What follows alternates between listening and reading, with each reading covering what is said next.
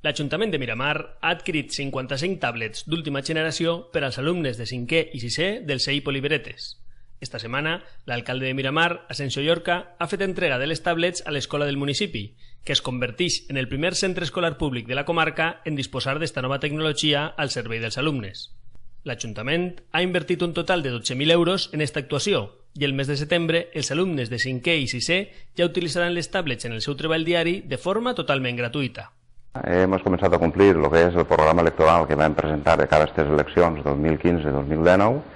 i diguem que la primera actuació que estem fent és l'entrega de les 55 tablets que són necessàries pels alumnes de 5è i 6è de la nostra escola. En aquests moments fem entrega al centre de les tablets i a partir d'allà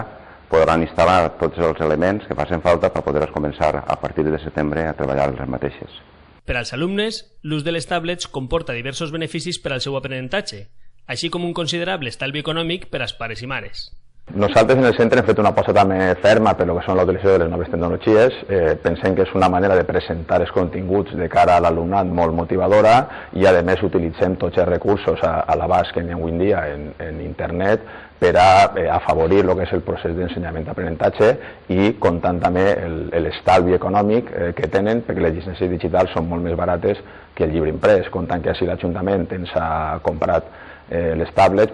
l'avantatge que tenen per als pares en aquest aspecte també és significativa. L'escola de Miramar, en col·laboració amb l'Ajuntament, ja està treballant per a que l'ús de les tablets siga una realitat a partir del 10 de setembre, quan comença el curs escolar. Les tablets, una vegada estan així, el que fem és